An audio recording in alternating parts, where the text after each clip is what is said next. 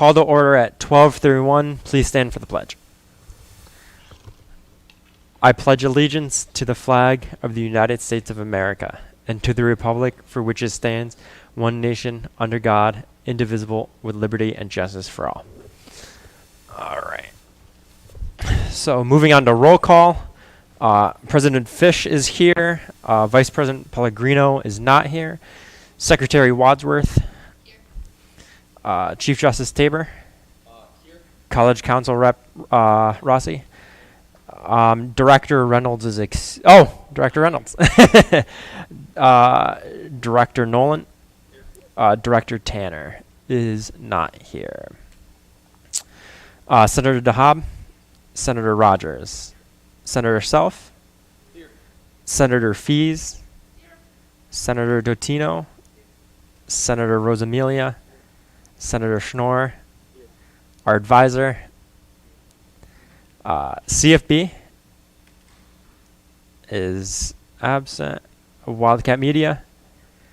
The Factory Times is absent. Web. Wildcat Esports is absent. Our SAC rep is absent, and we have no ResLife rep. Moving on to the approval of minutes of 2/2/22. Is there any discussion on these minutes?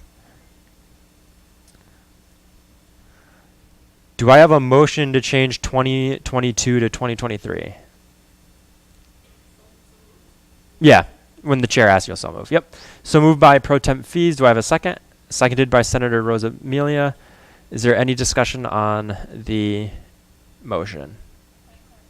Yes. Just renaming the year to 2023 of the minutes.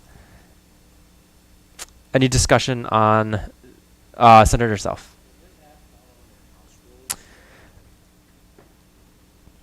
Yes. So I'll take back that motion. Thank you. So moving back to the discussion of the minutes of 2/2/22. Seeing none, does anybody oppose unanimous consent on the minutes? Seeing none, we'll move on to announcements. There's no announcements. There's no guest speakers, so we'll move on to executive reports. President Fish. Good afternoon, everybody. We did a lot this week, so the executive board, along with Director Nolan, had the opportunity to, Senator Rosamilia had the opportunity to volunteer at a local shelter last night. That was a really great experience, and I think we all plan on starting to go every Wednesday, so if you would like to join us, and I'm sure Director Nolan is going to say the same, please let him know.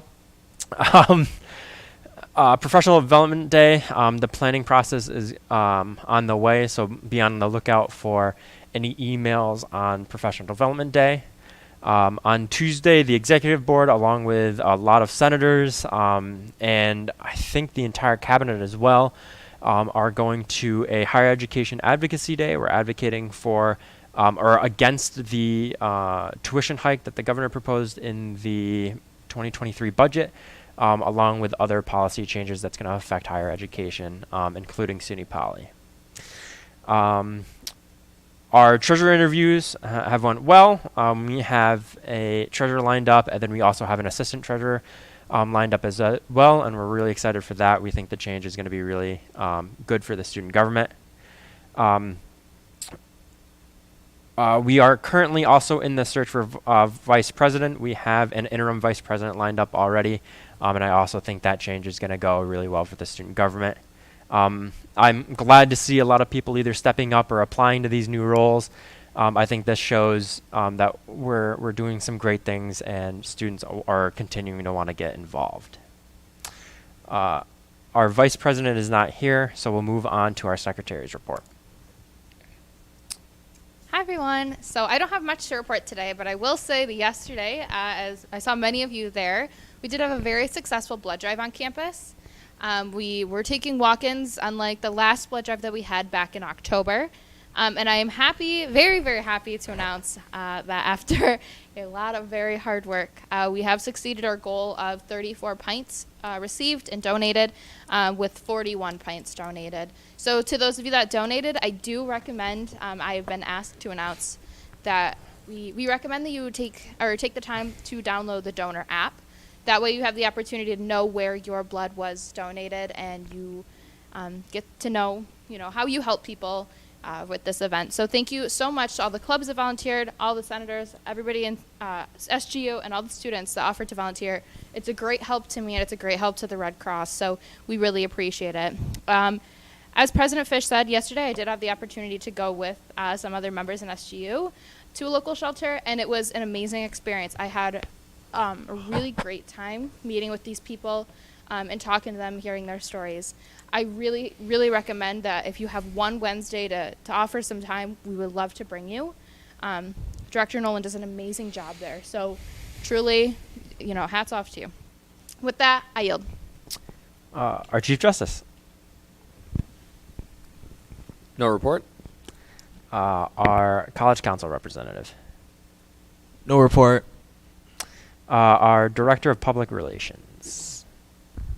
No report. Our Director of Community Outreach. Hello, all you lovely people. This Wednesday, as talked before, we got the opportunity to volunteer at a local shelter.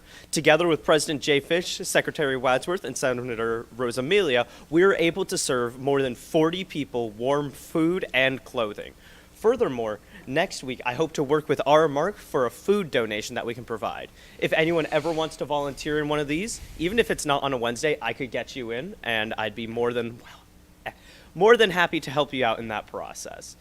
Furthermore, I hope to start working with Student Health and Wellness Committee to get a CPR certification for free on campus, to get as many students as possible CPR certified, to make this campus safer than ever in the case of an emergency situation. Otherwise, that's about all for this week. Have a warm and safe weekend, and don't forget to eat your vegetables.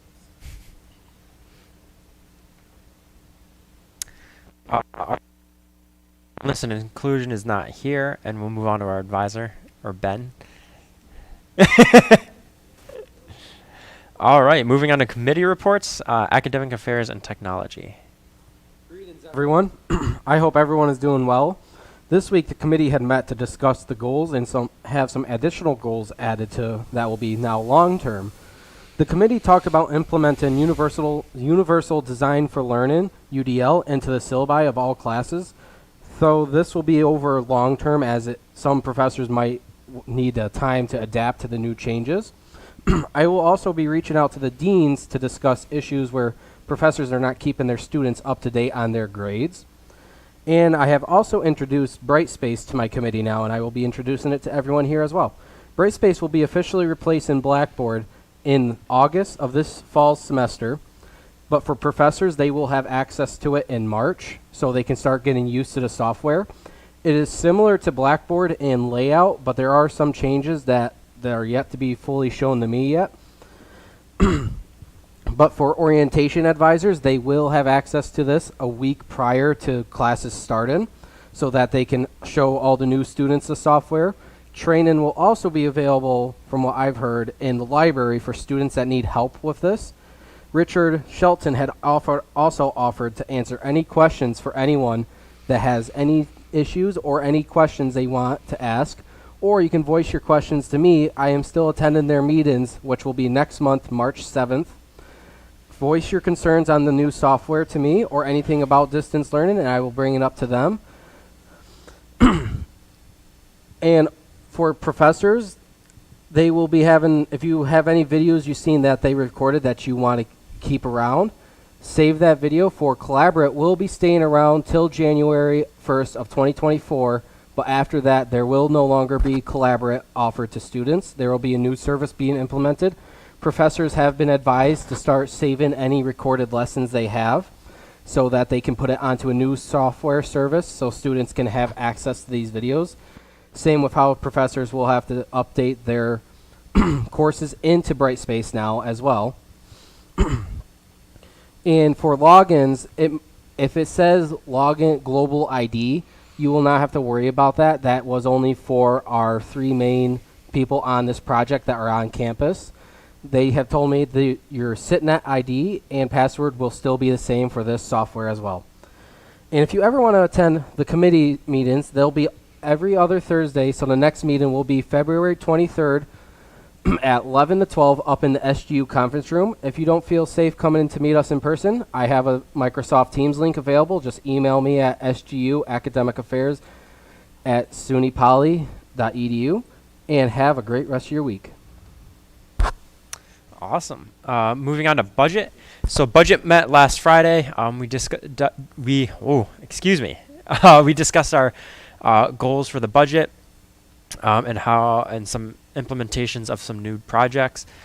More details will be coming out sooner as we kind of plan out the dates, or as we plan out the plans for those new projects for the budget.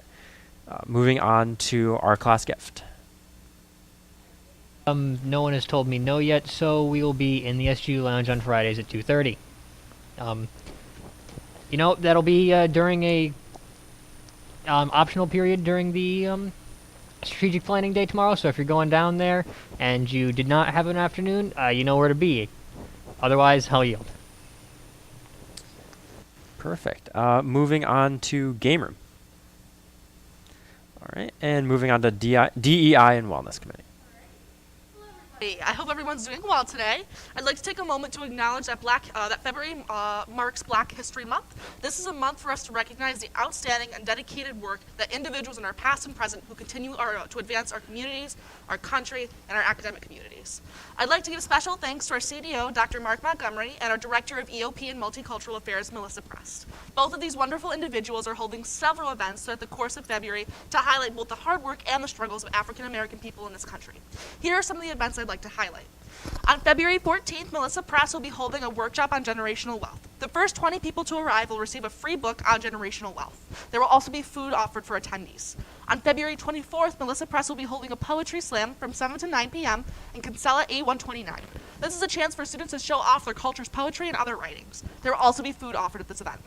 Melissa Press is also offering a Study Sunday event on the 26th from 12 to 4 in the library. This is a chance for students to take a day to study for any upcoming exams. To wrap up the month, Dr. Montgomery and Melissa Press will be holding a Black History lunch on the 28th from 12 to 2.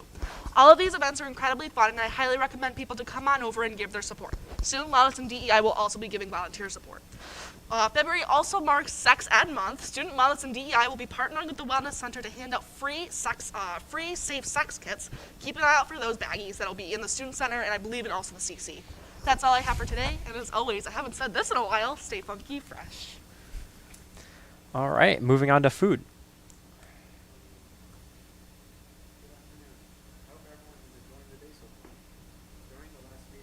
Explained about how we can make some changes in the food menu according to some students' feedback. For example, adding some things like more Euro and more Polish food, kielbasa, shredded sweet chili, and teriyaki, according to their feedback. Chicken tenders, just like from the student center. The chicken tenders will be in the campus center as an addition.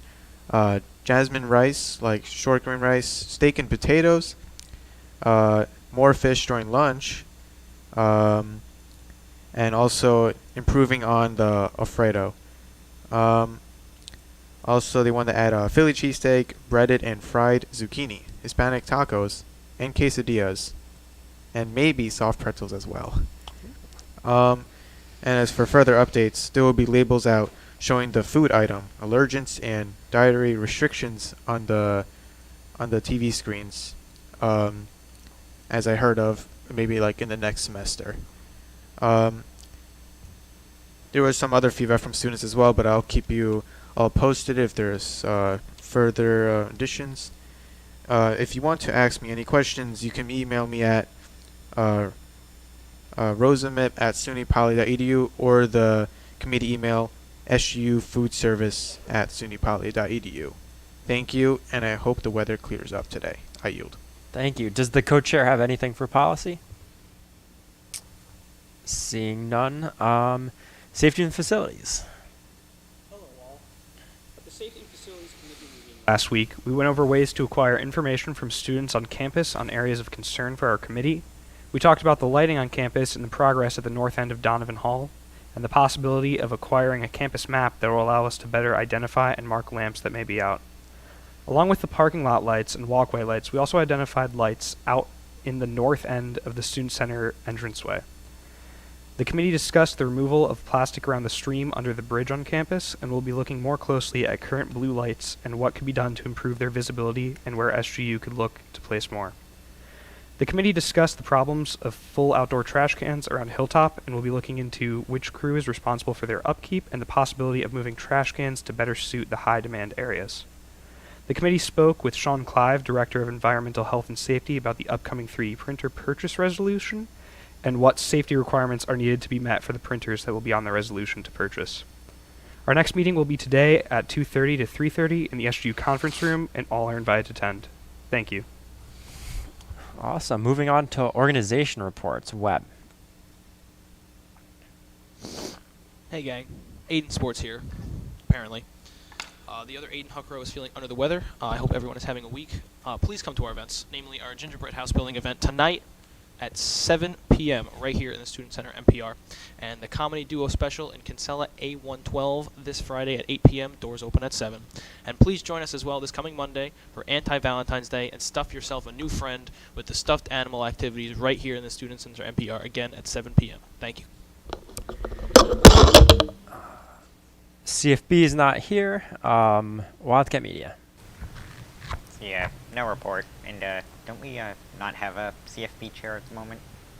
Yes, but he should have appointed one Alright, when sorry. he left. The Factory Times. So the Factory Times is looking at releasing their next article by the end of this month. Right now I'm asking writers to have everything submitted by the 12th. I've already got 2 or 3 really, really detailed articles, and I'm really excited to put those out there. So if anybody in the audience or anybody here would like to write an article or do artwork for the Factory Times, please send it to me at fishj@sunypoly.edu. Moving on to Wildcat Esports, and they are absent. So we'll be moving on to old business. Bill 2022-23-23. I need to pull up the list, but if the individual who's reading it knows, you may continue. All right, Senator DeHobb. Accept Bill number 2223-23. Do I have a second? Senator Rosamelia. We, the members of the student government at Utica SUNY Poly, as presenting the Senate, do and acts follow. The purpose of this bill is to amend the current game room committee to become the student center committee. Is there any discussion on this bill?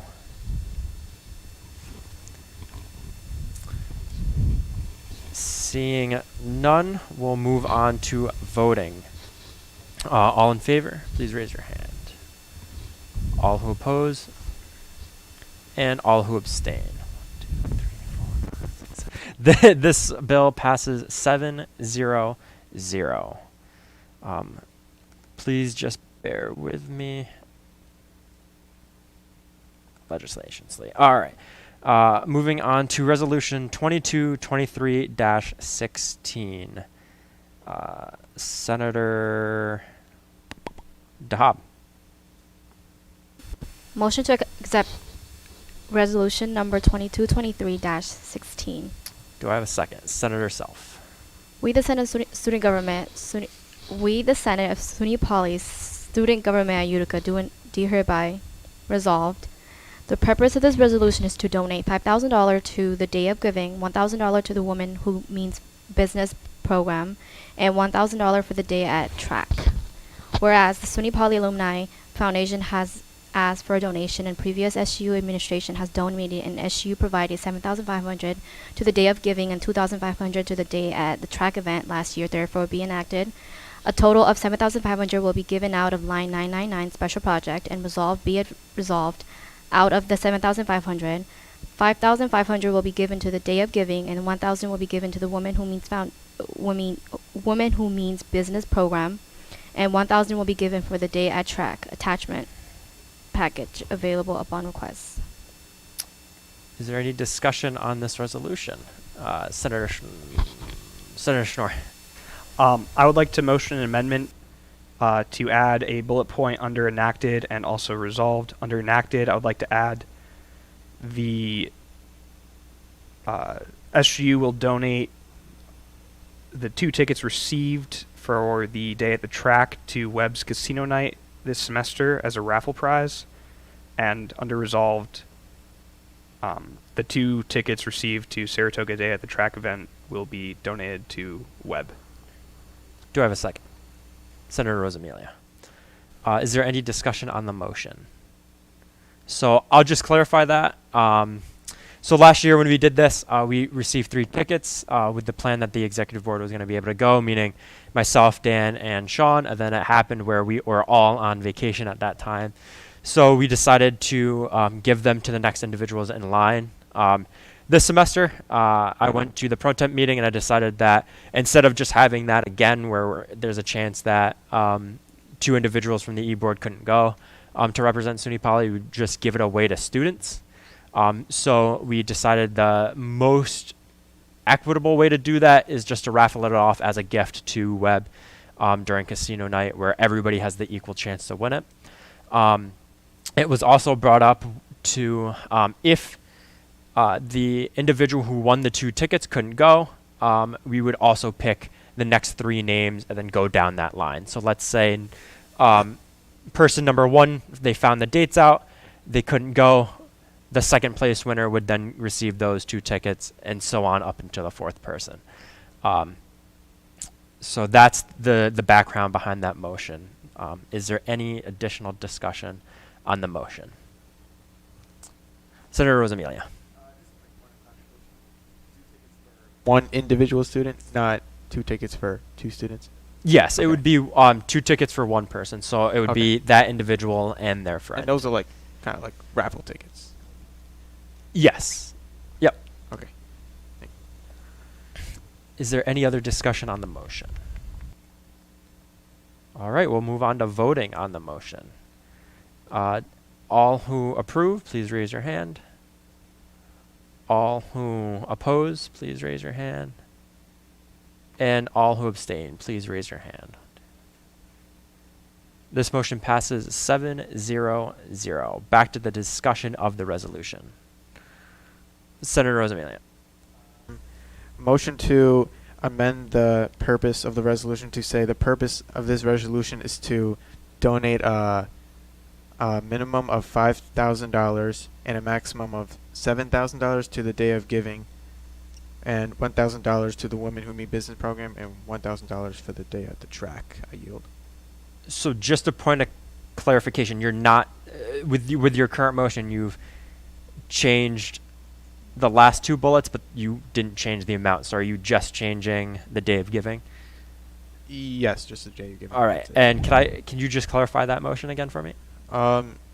So I said donate a maximum of 7,000 and a minimum of 5,000. That's it. Perfect. Just to see like whatever like plays out during the session, like the hour-long session. Yeah. And if it's not that I'm maximum, just. then it I'll could cut be- you off. Okay. We'll go into discussion thanks. when I. So do I have a second for the motion? Pro temp fees. Is there any discussion on the motion? Our audience member. Oh, okay, not on the. All right. Pro temp fees. Clarification. He said under the purpose, would this fall under house rules or everything else would get changed in the following, or am I misunderstanding? I think he meant enacted and resolved, similar to Senator Schnorr's motion. Yes. Is it under enacted? And in the purpose, so that probably would go under house rules because it would change under whereas as well. You're changing the resolution. So that wouldn't go under house rules. Yeah. So I'll make the clarification again because we Yes. discussed this in the pro temp meeting again. So with the Day of Giving for the individuals who don't know is to support scholarships and then other academic funding for our students. So in order to do the Day of Giving event, in order to do a certain type of event, you have to donate a minimum amount of money. That minimum amount of money is $5,000. So when we discussed it, what we wanted to do was do a match program. So we donate the $5,000, and then any dollar amount that we reach over $5,000 donated would be towards that 7,000 goal mark that Senator Rosamelia said. So again, we're donating $5,000, and SGU gets a certain hour in that day where anybody who donates is under SGU. So if for somehow we surpass the $5,000, we'll donate an extra X amount depending on how much we receive. Does that clear it up? Is there any other discussion on the motion? Do we have to put that under resolved and enacted? Yeah. Those exact So words? yes. Yeah. So I'll make a. Can I entertain? Yes. Actually, I don't. do I have a so move for an entertained motion to amend Senator Rosamelia's motion to say under enacted, Yes. $5,000 will be donated to the Day of Giving, with an additional $2,000 being donated to match anything over $5,000. So a minimum of $5,000 will be donated with a maximum of $7,000. Do you want to also put that under resolved? And as well, put that under resolve. Do I have a second? So moved. So moved by Pro Tem Fees. Do I have a second? Seconded by Senator Rosamelia. Is there any discussion on the amendment? No, sir. Sorry, Senator Schnorr. Into your amendment? So, no. I'm going to ask for a call to question. Do I have a call to question? Senator Fees. Call to question. Do I have a second on the call to question? Let me see how this works. Seconded by Senator Self. So we're going to vote on the amendment. All in favor of the amendment, please raise your hand. Yes. All who oppose, please raise your hand. And all who abstain, please raise your hand. The amendment passes 6-1-0. Is there any discussion on the motion now? We're still in the motion to add the bullets to enacted and resolved. And if you'd like to make your amendment. Senator Schnorr. I'd like to amend the new bullet points under enacted and resolved to say that after the minimum of $5,000 is reached during our match program, we will be doing a 2-to-1 match.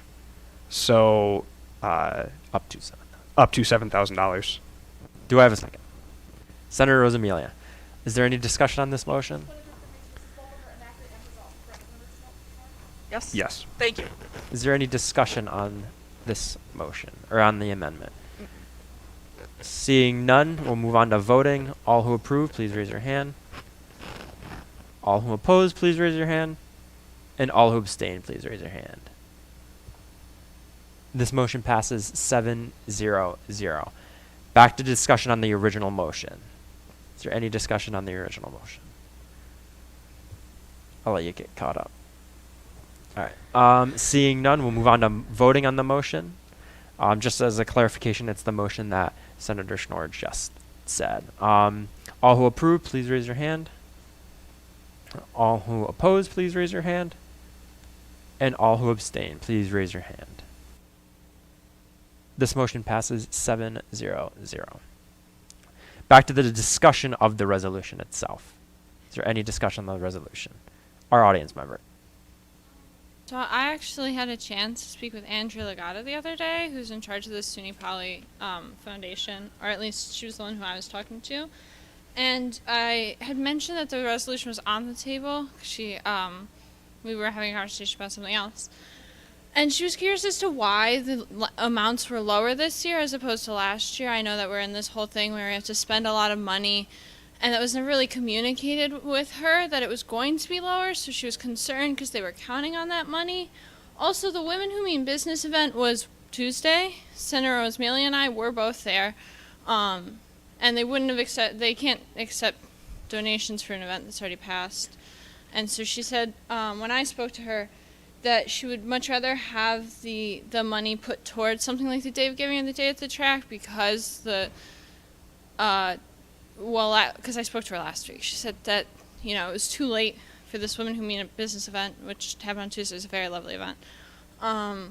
But she didn't know why it was lower, so I was just curious because, I'll ask the Senate, why are the amounts lower? we need to spend money. That was like the whole thing at the beginning of last semester. So I just don't.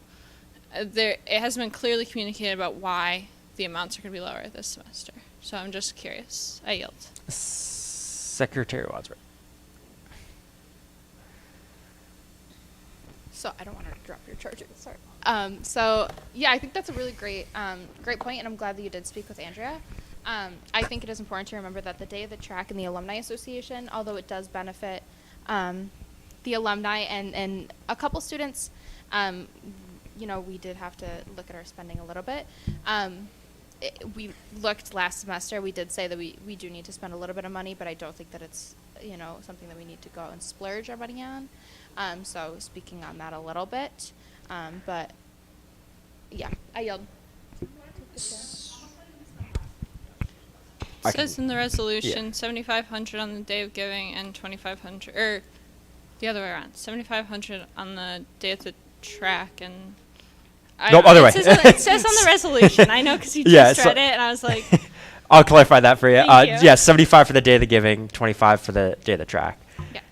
Our audience member. Okay, and I'm not saying we have to splurge, but 1,000 as opposed to 2,500 and 5,500 as opposed to 7,500 is not a huge thing. Most of the money sitting in reserves is old money. It's old SAF stuff that got put in years ago. So I think it's, the fact that we have to spend this money, it's probably a good thing to spend it on the people who probably originally put it in.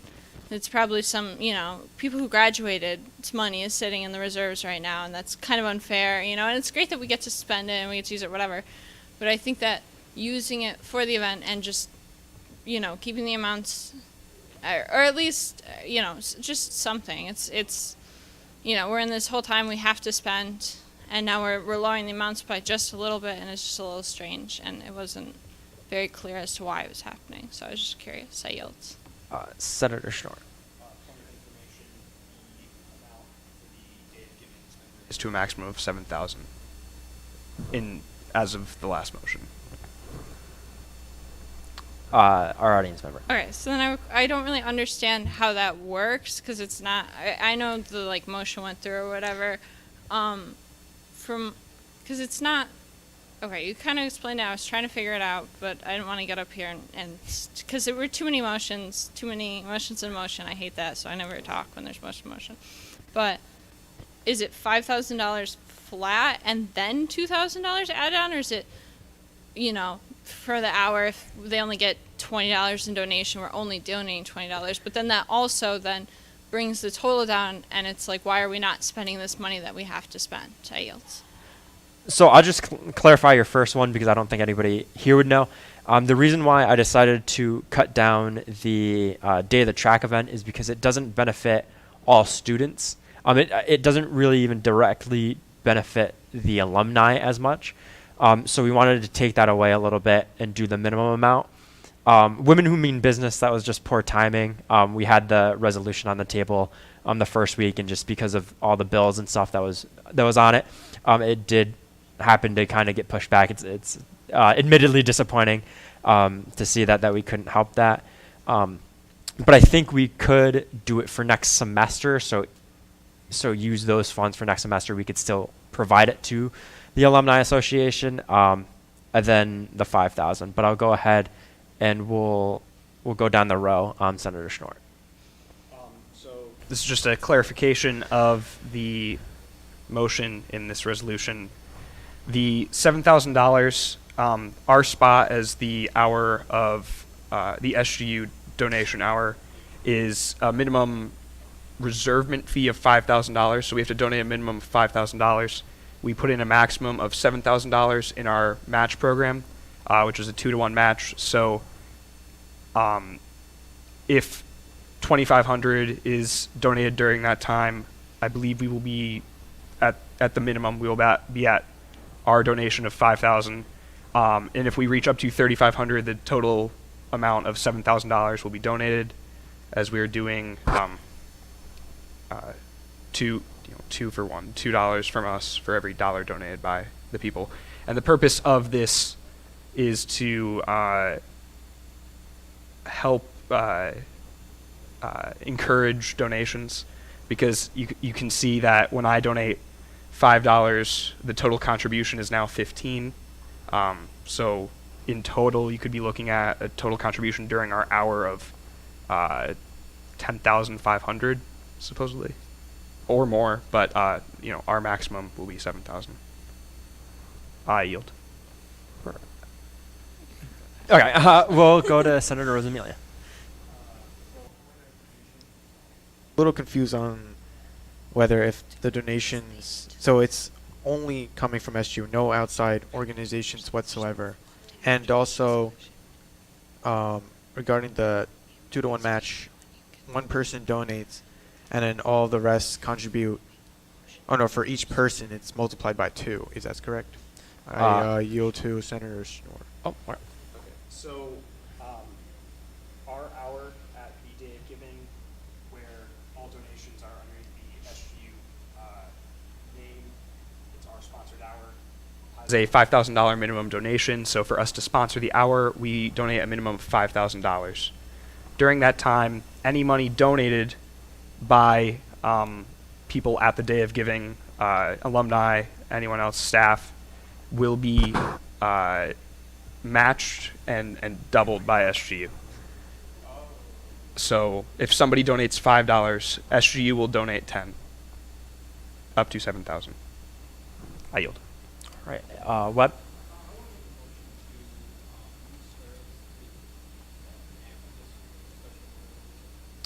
Do I have a second? Senator Self. Is there any discussion on this motion? Seeing none, does anybody oppose unanimous consent on this motion? Seeing none, this motion passes 7-0. Swear-ins will be moved up to after Resolution 2223-16. Is there any discussion on the resolution, our audience member? Yeah, so again, in my conversation with Andrea Legata, she said she'd rather see the money that was being put towards women in business, the event that already happened, to be put towards something else. She didn't say, save it for next semester. She'd just rather see it be put towards something else now. So I would encourage the Senate to move the money to one of the other sections, but I guess that's your decision to make. But I don't think that holding the money for a semester to then donate it for next semester is really the best move, and it's not really what, when I was speaking to the foundation, it's not really what they're interested in. So this is my recommendation. I yield. Is there any other discussion on this resolution? Pro tem fees. For our audience member, was that an in-person meeting or was that email correspondence, just out of curiosity? It was in person. Okay, thank you. Any other discussion on the resolution? Senator Rogers. Throw a test into to see the idea how that works. I guess I'll just motion to change our. This will change a lot of words. So I think we work out exactly what I need to say. I believe I guess you would start with just saying changing the purpose to remove the $1,000 to the Women Who Mean Business program. And that would change resolved likewise to remove the second bullet and change the third bullet to say 2,000. My mistake, to the day at the track. Sure thing. Okay, so I guess the motion would be to twofold. In the purpose, it would change the purpose, just to remove the mention of $1,000 to the Women Who Mean Business program and change that to $2,000 to the day at the track, and then resolved would delete the second sub-bullet and change the. Do I have a second? Pro tem fees. Is there any discussion on this motion? So, seeing none, all in favor of the motion, please raise your hand. All who oppose the motion, please raise your hand. And all who abstain, please raise. This motion passes 7-0. Moving back onto the discussion of the resolution. Does anybody have anything else for the resolution? Seeing none, this is a resolution, so we'll be voting on this today. All in favor of the resolution, please raise your hand. All who oppose the resolution, please raise your hand. And all who abstain, please raise your hand. This resolution passes 7-0-0. Moving on to swear-ins. If you're being sworn in, please step up to the front.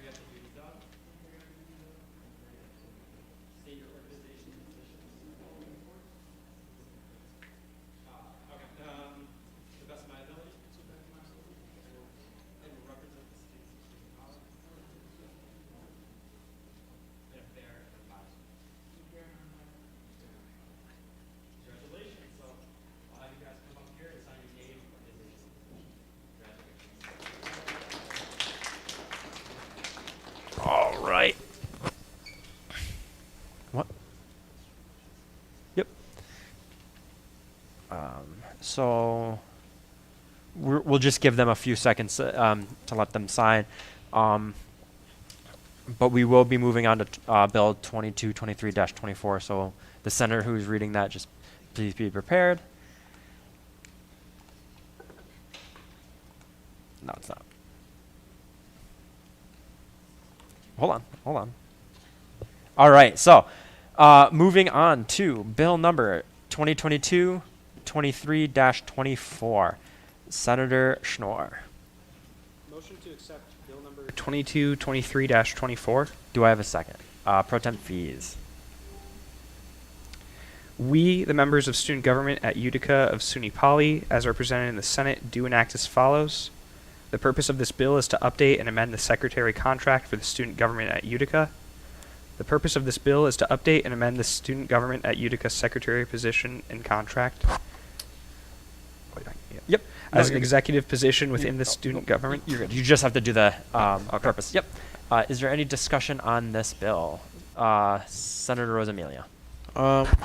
As I saw on under section 1.4.3, I would like to make a motion to amend the last two lines to say executive session shall only require the vote of the bill or resolution if or when it is conducted within executive session. Are you? So I want to amend the last two lines to say executive session shall only require the vote of the bill or resolution if or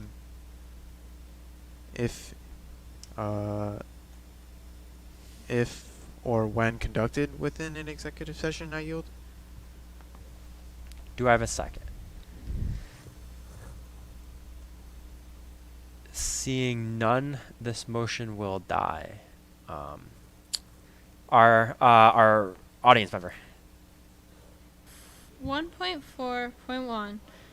It's changing to say may also be asked to record the meetings for all executive cabinet meetings and constitutional court meetings. My question is, why do we take meeting minutes for them in the first place? Our secretary. I was never asked to do that. It was never something that was in even my transition document from 3 secretaries ago. That I'm not asked to do that, so I just wanted to update the contract. I'll yield to our audience member. Cool, so that's super concerning. I talked to John Riel because I wanted to make sure that I had the information correct. But we take meeting minutes in every meeting for the audits because we get audited every summer, and if you don't have meeting minutes, then people can claim things were said in the meetings.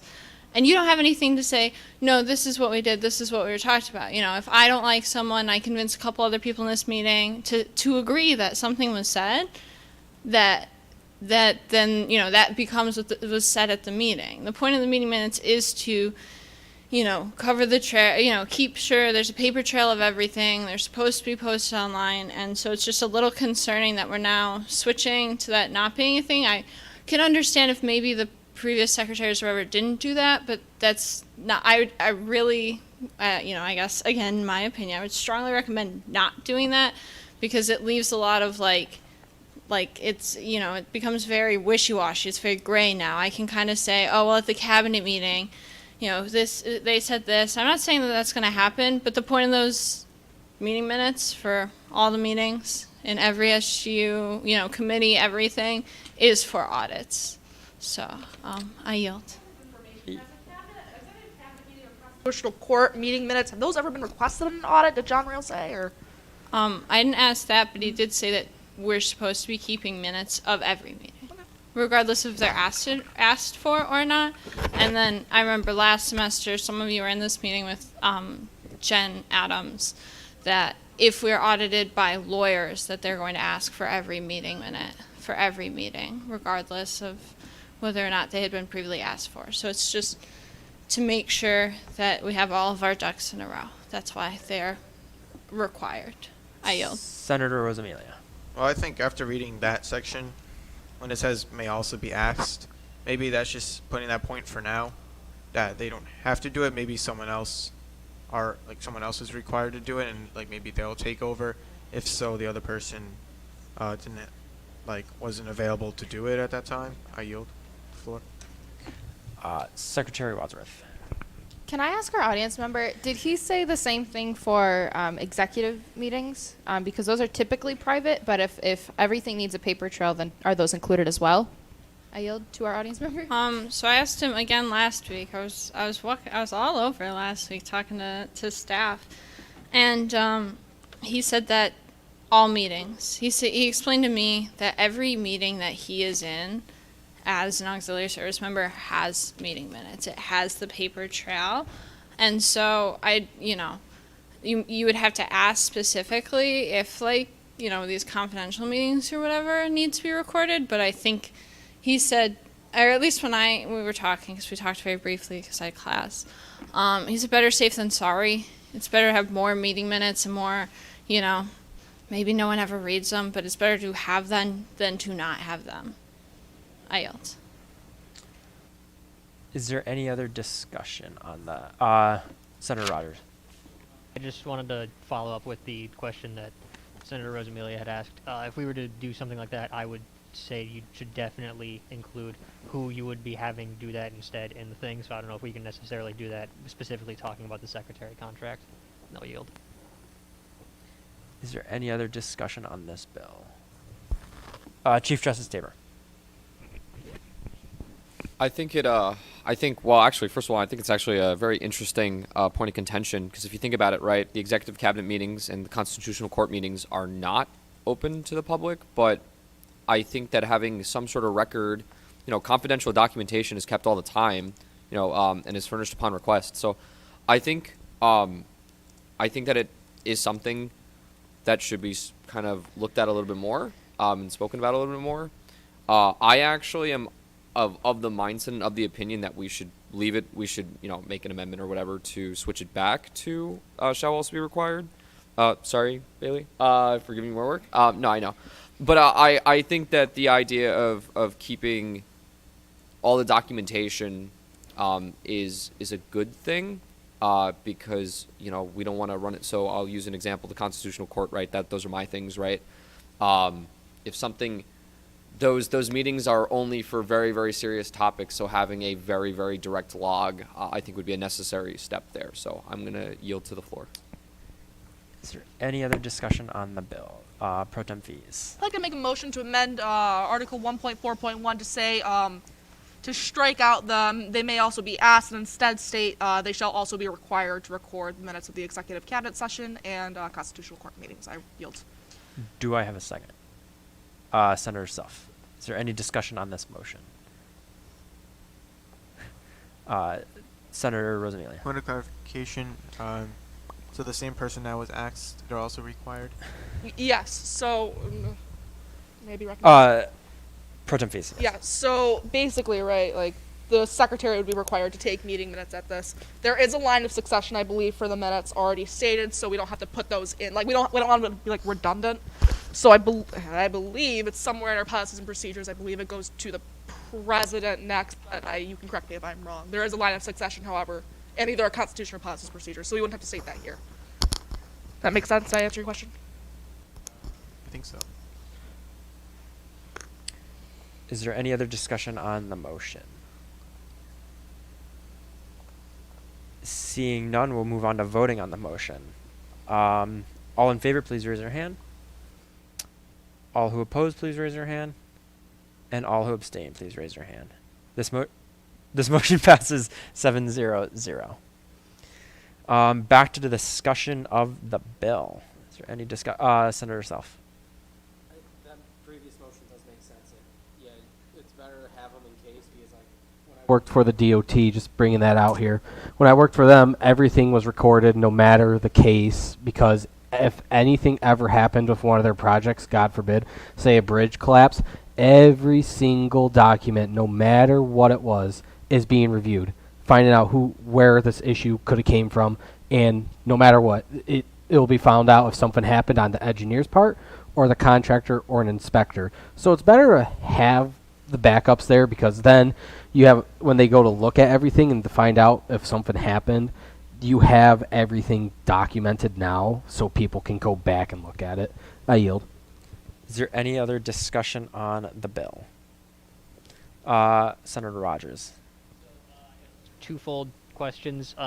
I know we had already talked about the second sentence in 143, but I'm going to be entirely honest. I don't necessarily get what it's trying to imply. It says that as the change will say, executive sessions only require the vote of the bill or resolution if it's conducted within an executive session. I mean, like, if we go outside the executive session, we're already recording it, that's a little redundant.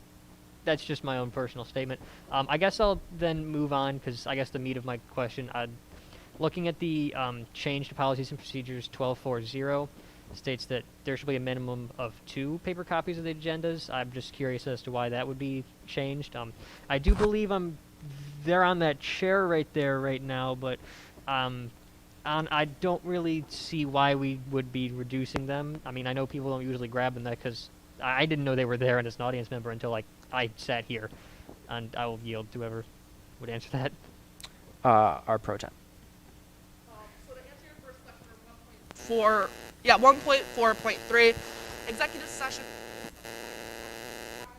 Doing a vote for like an org head, and we don't want people to know how we're voting just for our personal, I don't want to say safety, but like we don't want, if we're voting on a new org head, we don't want that individual to know like who said no, who said yes, who said abstain. So basically it's just saying like only like the number will be recorded, not anybody's names. That's why we're changing it. It just fleshes it out a little bit more. And then for the paper copies, 5 is a lot, especially if we're doing policies and procedure changes, which you can have hundreds of pages in an agenda. I think the most we've ever had is like 106 pages. So we're printing 5 of those, that's 500 pages. It's a lot to print, and it's a lot of paper that's honestly sometimes goes to waste, especially in those longer meetings, since people generally aren't there for like policies and procedures, constitution, financial policy updates. So we're just basically saying like, we don't want to waste all that paper.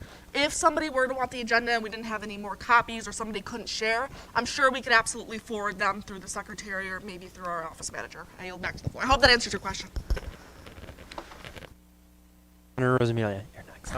As well, the wording in 12.40, minimum of 2 paper copies sounds like actually more than a maximum of 5, because minimum will be pretty much 2 every time, and then you could just go up on that. And also agendas, minutes, and legislation. If legislation is referring to bills, I don't think those are that much pages. I mean, I guess I understand if it was policies and procedures is a lot, or financial policy or something. Under legislation, policies and procedures are usually under attachments.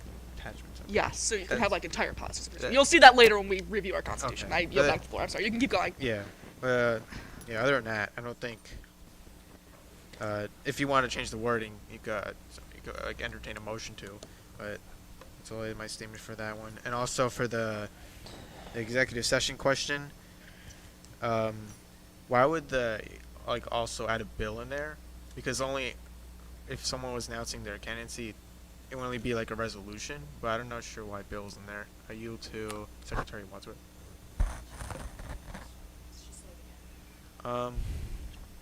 For the executive session, like why would they include the bill in there, even though you would only just propose a resolution for if someone is like part of election? So I can answer that. So for in executive session, it's not always, if we're confirming somebody to a position, it could be a sensitive topic, it could be a couple different things. So in those executive sessions, it's not changing anything. If you guys noticed, it's only, well, I shouldn't say that. The only thing that it's requiring is the vote of whatever we passed, right? So I'm not going to put in an executive session. It's supposed to be private. That's why they're private. That's why the cameras are off. Meeting minutes are essentially stopped for the most part. An audience is asked to leave, so that way it's a little bit more private. So we would not be recording names. We would only be recording like, okay, this bill passed, 210, right? So it would only be the number of the vote rather than people's names, because that really ruins the sense of it being a private meeting in an executive session for that. And then to go back again a little bit on what Senator Rosamelia said. So I think it's hard to read a little bit with the cross out. But rather than a maximum of 5, I was going to change it to a minimum of 2. So that way there's always 2 printed copies at the meeting. If they want 5, that's great. And there's other things in policy and procedures to request those. But I didn't want to, because I could print no copies for the audience and have that be fine. But I wanted there to be something so that way we always have 2 printed copies. And my goal eventually is to also have our new office manager, Lori, working on the touchpad and the screen over there to bring the agenda up on the screen as well. But those are, again, going to be in time and when we have the technology to do so. So, again, that's why I changed it, is because I want there to be 2 at every meeting. So I hope that answered your question. Okay, I yield. Is there any other discussion on the bill itself? Seeing none, this is in new business, so we will not be voting on it. Moving on to Resolution 2223-17, Senator Rogers. Motion to accept Senate Resolution number 2223-17. Do I have a second? Senator South.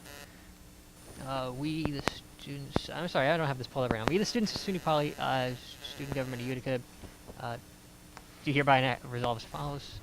The purpose of this resolution is to provide students and faculty with improved additive manufacturing lab equipment to improve quality and part function. Whereas the additive manufacturing lab is one of the most active labs on campus, which plays a large role in many projects around campus. The lab is a free printing and design. And whereas the lab was used heavily throughout the years, especially during COVID, but hasn't received much in terms of financial support. And whereas funds were set aside last semester for student projects in line 999, in which some of these funds are to be used. Yeah. And whereas new printers and spare parts will be purchased and donated to the additive manufacturing lab for all students to use. Therefore, be it enacted, the following purchase order will be made with set-aside funds of $4,984.96 from printedsolid.com. And therefore, be it resolved, all printers and spare parts purchased in this order will be donated to the additive manufacturing lab, and attached is the purchase. All right. Is there any discussion on this resolution? Senator Schnorr. To table this bill back to the authors as Sean and Clive are. Yeah. Oh, okay. Is there a second on the motion? Senator South. Any discussion? I made this motion because as it stands currently, according to our Director of Environmental Safety and Health, or Environmental Health and Safety, these printers are not NRTL certified, meaning as a PESHA regulated employer, we cannot operate them on campus. The hope is to find new options that are NRTL certified. Is there any other discussion on the motion? Senator Rosamelia. Point of clarification, is NTO certified like a safety hazard kind of thing? Or if you can run it in a building, it's going to cause like some health effects. Is that what you're trying to say? Senator yield Schroeder.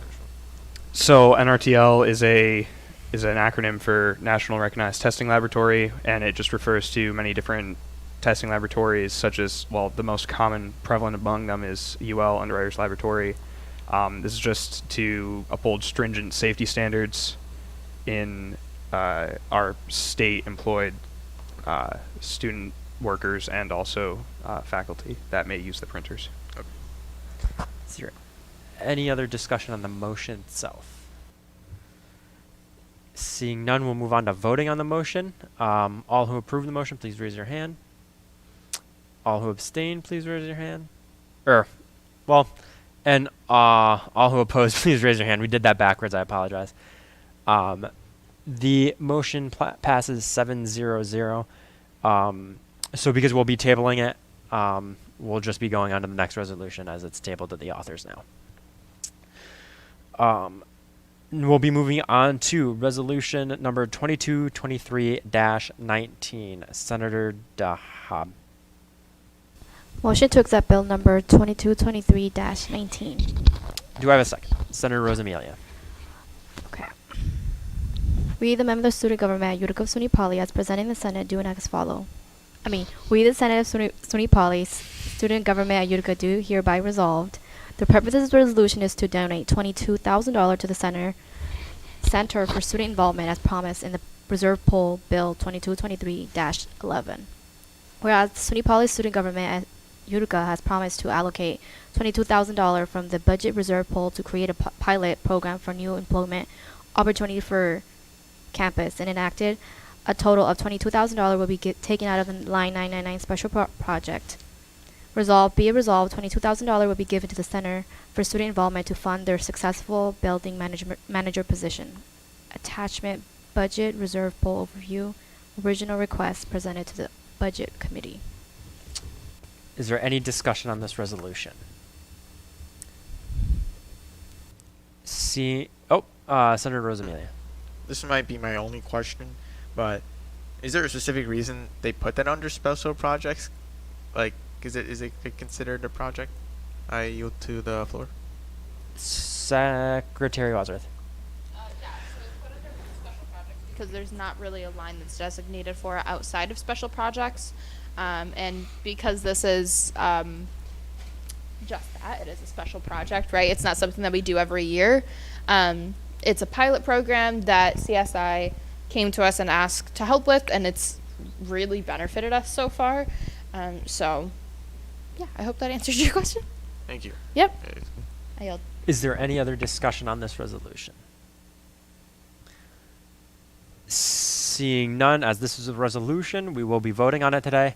All who approve the resolution, please raise your hand. All who oppose, please raise your hand. And all who abstain, please raise your hand. This resolution passes 7-0-0. Ben Young is now getting a pay raise. No, I'm kidding. All right, so that is the end of the agenda. So for the first time this semester, we will be going on to open forum. Is there anything for open forum? Our audience member. And so I will get past that. I recently went to the logistics meeting recently to discuss with them a possible event to come up, as it originally was not going to be allowed, but now with Sean Clive on board, we will be seeing about a possibility to have a self-defense event held on campus for anyone that is interested. I'll be working with CSI and any other parties that are available to talk with this to set this event up. It won't be for a while. It'll be closer to April that the event will be held, but I will be reaching out to my own home school, and if any other martial artists that are on campus would like to reach out to their school to see if their instructor would like to come up to help out with teaching a self-defense seminar on campus, I'm always willing to open to talk and share more information. Thank you. Anything else for open forum, our audience member? All right. I appreciate the mini lights update earlier. I was listening. You caught my ear.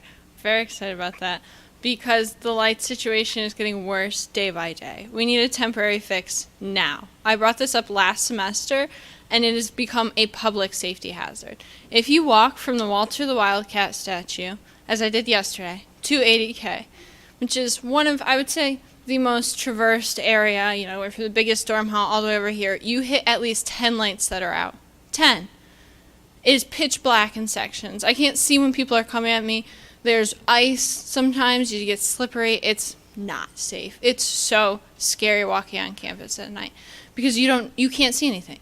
You just have to, you know, trust and believe. And so I'm excited that there's something being done, but there needs to be a temporary fix now, as soon as possible. Because this was brought up last semester, and there is a temporary fix already. It's not like it's impossible, because there's lights outside of the library, which is great, because it's also pitch black over there. But there's so many lights out, and it is and they turn on and off as they please, and there just needs to be something done as soon as possible. You know, and this goes on with other student concerns, like when Trevor was talking about the capstone thing, nothing was really done with that under my understanding. Like the crosswalk and the clocks from last year, there was nothing really put through. It died as soon as it left the table. And so I would like to read for you guys, from your own Constitution. I don't know how many of you read it, but it's Article 1, Section 2. The purpose of the student government at Utica shall be to advocate for the concerns of the students of SUNY Poly and provide them with a higher quality of campus life. I would say that in the last 2 years that I've been avidly watching SGU, the SGU purpose is more like passing internal legislation that only affects the people who sit in the horseshoe. And that's concerning. Student concerns are not being brought up. You know, like we bring them up and then they die. The point isn't just to pass internal stuff. It's great to update contracts and to make things more realistic. You know, I did that plenty last year with CFB to make it more realistic. But the point isn't to just sit here and talk about how we're going to reword something slightly. The point is to advocate for your students. I mean, think about what you've done as your position, how it's affected the average student, not someone who's interested in SGU, not someone who, you know, just a random kid that you pull out of nowhere, right? And so when, like, student concerns get brought up and then they get shot down, students no longer feel confident in the student government. People don't feel like we can come to you and be like, hey, like last semester, I was like, hey, the lights are bad, it's very scary, and then nothing happened until right now, at least, is what I understand. We didn't see a temporary fix. We didn't see anything. And, you know, I'm gonna go on a lot. I have a couple things because we didn't do open forum last week. Instagram isn't enough. I get that the print shop has to change a thing. It's not enough. It's never going to be enough. You don't have enough of a following on Instagram of your current students that it's realistic. You need to be printing posters if you want people to show up to things. Just flat out. It's not enough to just put it on Instagram. It's not enough. And, you know, my big thing from last week, and I'm bringing it up because we talked about both of them this week, is communication. I was able to talk to John Reel and Andrea Legata in the course of less than an hour and ask them about the resolution and the secretary contract stuff. Neither of them were too busy, and if they had been busy, I could have asked for, you know, like to set up a meeting with them. But it's just considering that that's not being done by the student leaders, right? I shouldn't have to be the one who goes ask. You know, it's helpful that I did, you know, but it should be you guys asking. It should be you guys checking. I know you've said that there's pro tem meetings. They haven't been posted online. Those are supposed to be public meetings. And from my understanding that's when this stuff is supposed to be checked and taken care of. You know, all these bills, we've been talking about them for so long, as President Fish mentioned. This is the first time we've made it open forum naturally. And it's concerning because, you know, there was a lot of bills on the table coming in the semester. Very cool, very nice. It's good to see bills written, but I think that there needs to be a focus on quality and not quantity, and that's why we're spending whole meetings talking about a single thing. It's because they're not being checked over. I know when I was writing bills, it was passing over multiple eyes. You know, I showed it to Peter, I showed it to JP, I showed it to a couple of people. I say, does this make sense, or am I just rambling? Like, you know, we need to be checking the stuff, and you need to be making sure that it's future-proof. And it's just a little concerning to see the state You know, if you're so concerned with internal legislation, fine, keep doing that, whatever. But then you need to make sure that you're doing it well. And I would say from my observations from the audience that it's not being done well. If I have to come to these meetings and ask and check and, you know, I'm not a senator. I'm not going to be a senator. You can ask, I'm not going to do it, you know, because I don't want to. But I do want to make sure that the students of our school are being properly represented and that they are being, you know, taken care of by their student government. And so to make sure that the bills and resolutions being put through are well thought out and, you know, well spoken about. I ask my friends all the time about all the bills and resolutions, and they go, "Aren't you not in SGU?" And I say, "Shh, shh, no. But what do you think, you know? I think it's important to take student opinion. You know, you should be going out there as senators and asking the students, not just your friends, but other people in your grade. You're supposed to be representing your class." And I just, you know, SGU, you know, always talks about like the image problem, right? Why do people not like SGU? It's because it's internal legislation that is, you know, just talk in circles. Like even I checked out when the motion was in a motion. I was like, I can't even process what's going on, and I'm sure the rest of the audience who aren't as experienced at SGU couldn't either.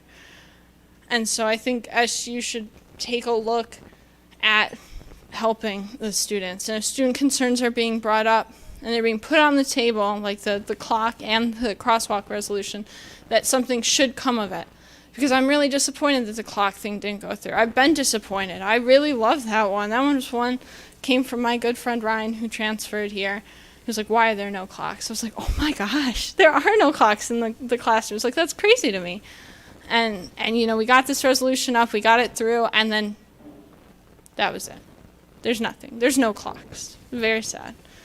So, you know, I think if you're going to do stuff for students, you're going to listen to student concerns, you also need to follow through with what you're doing. That's just some thoughts from, you know, a loudmouth student. So, I yield. I'll take a couple of those.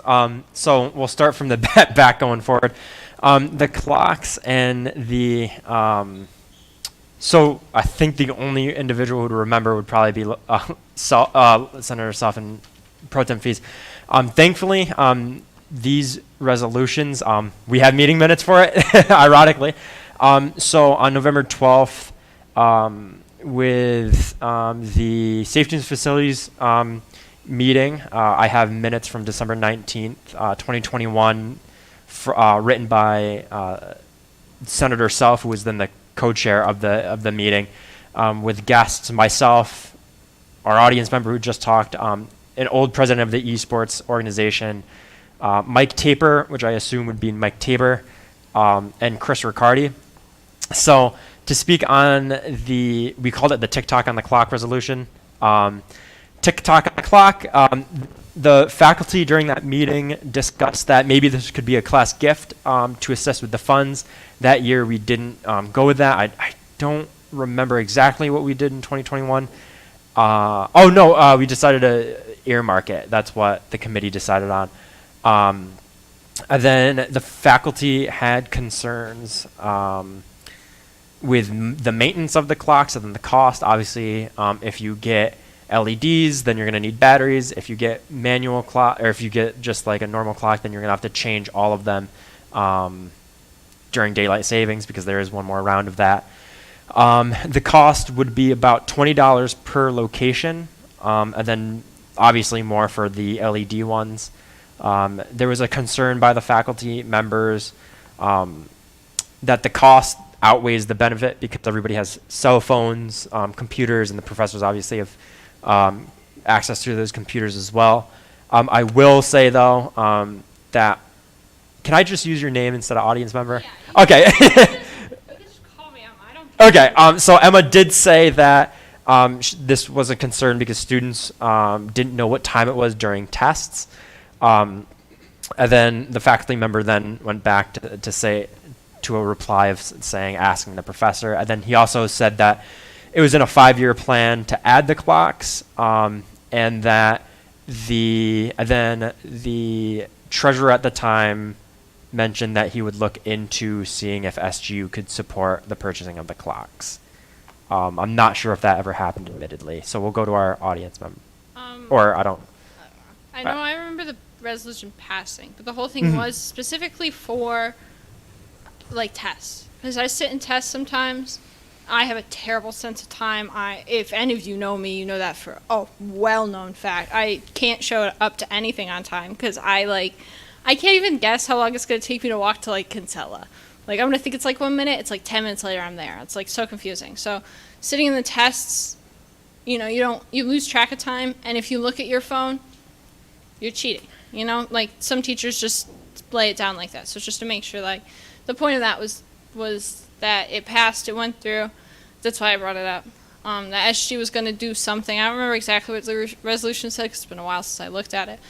But it just kind of stopped there, and it was sad because it was very well loved by me, and I will continue to advocate for it until we can get something off the ground. But I think it's still worth looking into student concerns that haven't been addressed in the last couple.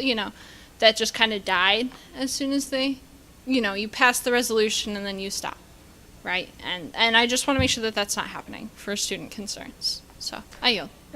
So the other thing is, I'll follow up. I'll definitely follow up. That was part of the 5-year plan, and we're in the first year still because it was passed in November, so I would consider that as the year. Maybe we're in the beginning half of the second year. And then for the sidewalks, this was ironically also in the same meeting minutes. It looks like I was never up there, but it looks like there wasn't a crosswalk going from Hilltop to Mohawk. I know that crosswalk is there from Hilltop to Mohawk now, which is good. So we are seeing those improvements. To answer the concern about the capstone funding, I did talk to the provost, and she did mention there is some amount of funding for capstone, but students have to realize that the funding that you wouldn't be using on textbooks would be going towards some of that funding. In addition, I think we also have to remember as a Senate that we have been listening to student concerns. I recommend looking upstairs in the game room. We're slowly seeing those game room improvements, that new sign, those two new arcade machines, and then we're also getting 3 new pool tables, all done with the help of the game room committee by student concerns that were given to us.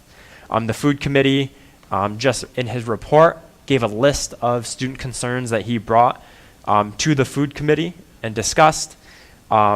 Senator Schnorr and his committee also discussed some concerns that students have brought up about the lighting.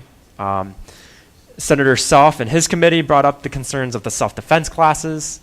Lucas Nolan and another student had a discussion about the CPR classes, and we are also introducing those now on campus. Pro Tem Fees is working diligently to get her mental health screening days on campus, and actually it's so effective that they're being implemented on other SUNY campuses, which is amazing. Again, our game room committee and the class gift committee is a special committee because it kind of only tailors to the class gift, but they are doing well. I also urge everybody to not forget that we donated $50,000 to upgrade Donovan last year. I think this came from both student and faculty concerns that they want to upgrade a learning and reading center. That was a $50,000 donation, something that, from what I know, has never been done by a student government at SUNY Poly before. I also urge everybody to remember that we also donated $25,000 to the library to listen to concerns in the library.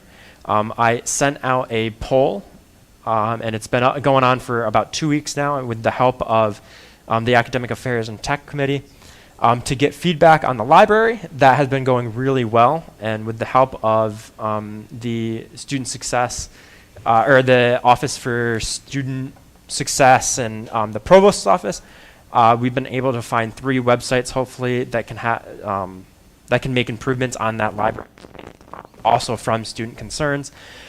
Also, don't forget that in that reserves pool, we haven't passed a resolution yet, but this is coming. We also passed a $20,000 donation to donate towards the food pantry, to upgrade the food pantry and help support the food pantry, which was another student concern brought to us. So in total right there, that's $90,000 that we have spent on this campus to improve 3 different buildings on campus. I also want to urge everybody to remember the Ant Flow project that we passed from a student concern. Those machines are actually there, and I see a couple hands up, so please, I promise I will call on you in a minute. Those Ant Flow machines are on campus. I have to have a meeting with the student to see where they would like to see them, and then we will get them installed. So again, that probably puts us up closer to $100,000 we've donated to different parts of the campus. I also want to, my last thing that I can at least remember off the top of my head is the $10,000 we've earmarked for the donation of a community garden. That's going to support, again, Airmark and the Poly Pantry, just sustainable eating on campus. And then I actually remember that professional which was to us by students. That one's a little bit fishy because we're trying to figure out how many photographers we have to see how many people we can take, but that is going on. Another student concern brought to us was a professional clothing drive, which again has a lot of hoops we have to jump through, but I am working on that with Director Nolan's the Wellness Center as well. So a lot of these projects are tough projects. On the surface, they are really easy projects, but I definitely recommend to look deeper into them, that we are making this progress. A great example of progress that we've made was our food committee last year was directly involved with the change of Airmark or Sodexo to Airmark. Whether or not your opinions on how the food improved, they were involved and they did hear our student concerns. So we are listening to student concerns. That's just the tip of the iceberg of things, and there is plenty more where that comes from in the next year and the next coming years. So again, over $100,000 donated to this campus, and there's going to be plenty more to go around. So we'll go to our audience member first, and then we'll go. You guys can put your arms down. I'm taking mental note. Right, so there's a concern that a student brought up in our YouTube live chat. So they had mentioned that professors are not sending out emails in a timely manner when when they're canceling classes. This student mentioned that they live over an hour away, so sometimes they'll be halfway to campus by the time the professor sends out an email that their classes are canceled. So they're wondering, like, they've mentioned that there was a policy written somewhere, I did not fact check this, where they said that staff are supposed to contact a secretary of their department to notify students when classes are canceled, or if their specific classes are canceled, and they're wondering if the communication of canceling of classes could be improved upon. I yield. We can definitely look at. I'll hand that over to the Academic Affairs and Tech Committee. So if I don't know if the audience member is still in the chat, but thank you for letting us know that, and we'll definitely look into the policy and see what we can do and pass some resolutions. So we'll go to Senator Schnorr. Respond to our audience member, I would invite you to come to our safety and facilities meeting today. As a resident of Hilltop, it's at 2:30. As a resident of Hilltop, I do not traverse to Adirondack, so I'm not familiar with the layout, but we can definitely look at a map so I can better communicate these things to safety and facilities. Also, as a committee, we're being much more involved with the staff and people on campus who can assist us with things like talking with Sean Clive and Matt Putnam, just to try and get more done. I yield. Our Chief Justice. I'm assuming our audience member is going to respond to that statement, so I'm going to yield to the audience member and ask to be yielded back to when you're done. I got you. Yeah, I would love to. I have videos of the lights that are off, if you'd like those as well. There might be some commentary from me being like, oh, but like, you know, maybe I'll mute them, I'll send them over your way. I might not be able to attend, but I'll at least send you the minutes. There's something else I forgot to say. There are at least two blue lights on campus that are off and don't work. So there's the one by Hilltop, and then there's the one in one of the 80K, like, quads. It's a triangle. quads, that the light just doesn't work. So I appreciate the yield, Chief Justice Tabor. I shall yield back to Chief Justice Tabor. You can put your hand down. I gotcha. So, you know, this isn't meant to be a rousing speech or anything like that. Student government, not student government. At the end of the day, we're all in this together. It's kind of us versus them, and I don't mean to make it about that, because I think the you know, we could pass whatever the hell we want, honestly, at the end of the day. Excuse my language. But then the next step of You're going excused. through and meeting with faculty and Just actually upstairs getting and it, you know, passed, I think that's the challenge. And I think that that's not just an SGU thing. I think that that's an any student thing. You know, me as an RA, like, I have plenty of ideas for res life, but sometimes they're like, you know, like, no, we're not going to do that. Billy. So the only thing I can say and the only thing I can encourage is that if we don't band together and we push for the issues that we really want to push for, then we're not going to get anything done. So I yield. Senator Schnorr. To our audience member about the blue lights, that's something our committee is looking into. We have we're gathering mapping data from one of the classes that is mapping blue lights, as I said in my report. So that's being looked into. Is there Webb? Do you want to be recognized as Webb or Nick? Okay, Nick, our audience member.